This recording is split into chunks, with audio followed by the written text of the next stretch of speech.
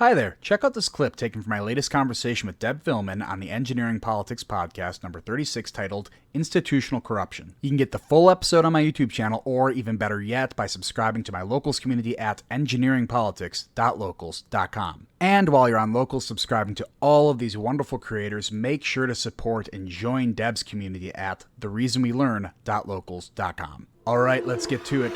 Cue the music.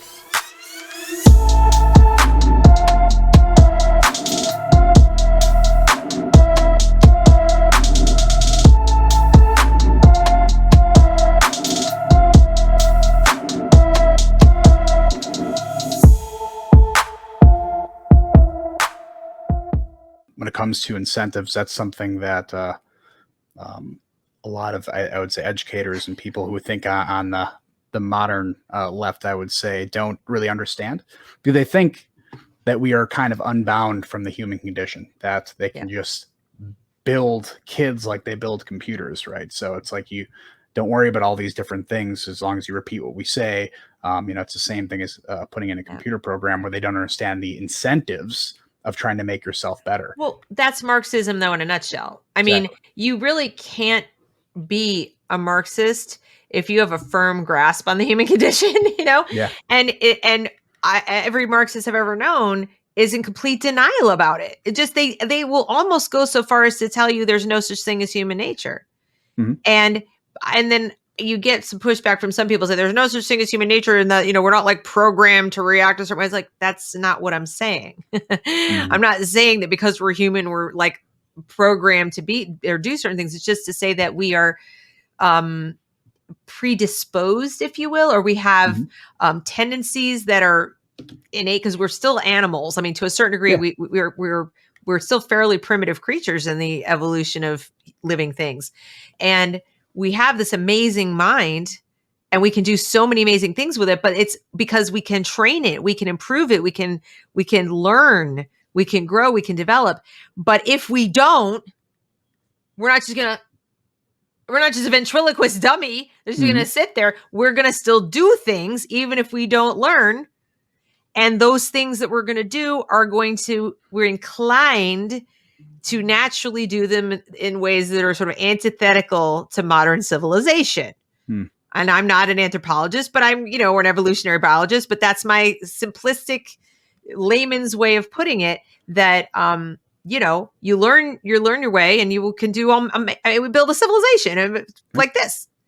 But if you don't, and you can go back there for the same reason. It's not stored in your brain tissue, all the collective knowledge from before. There's a difference between knowledge and, let's say, brain capacity. So maybe we've evolved and our brain capacity has evolved to be bigger or small. I don't know. I mean, I'm guessing, but that doesn't mean there's facts in there or stuff that we know how to do things. If you if you were born in the middle of the woods and raised by wolves, you wouldn't know how to make a fire. But you'd know to stay away from fire, though.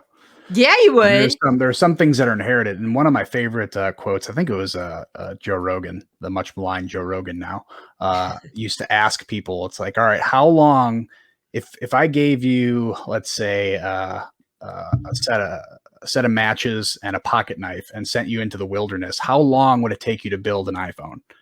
And the point of it is like you don't have all of this inherited knowledge. You have to rely on other people and people of the past to understand, how to build the things now. And I think one of the biggest problems, and what I always call the biggest privilege we have today, is to judge people of the past by the standards we have today. So that's why you get to poo-poo all these people who sometimes believed in really, really awful things and did some awful things to our standards today.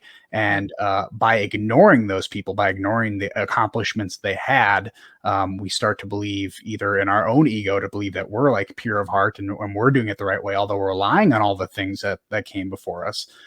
Or we just claim those things that came before us, like math, which happened to, I don't know if a white person invented it, but if it did, then it must be white supremacy, right? No. But the whole point is, it's like you can dismiss all of these very, very valuable things as undesirable because someone who touched it at some point was undesirable. It's like that girl, I don't remember, she was on the Kimmy Schmidt show, and she was also on The Office, who who had to do that apology because she was at that one dance. She won some award at a dance. Oh, right.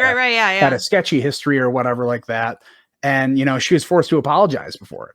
And I forgot, someone made a really good point. It's like, okay, how many of those people demanding that she apologizes have ever been to a Major League Baseball game? Because they have a pretty shady past with how they treated people, right? Yeah, So exactly. at what point do you figure out what you're going to be associated with and have to go far enough back in their history to understand that they I'm may have done gonna awful just have things? to throw in on the whole, did you vote for a Democrat this year? Yeah, exactly. Well, I mean, remember they flipped, so that's a but I thought we go back to infinity as far as like the past. Mm-hmm. There's no line. If we're going back to 1619, I'm pretty sure we can go back to Jim Crow and who got their fingers dirty on that one. Yeah.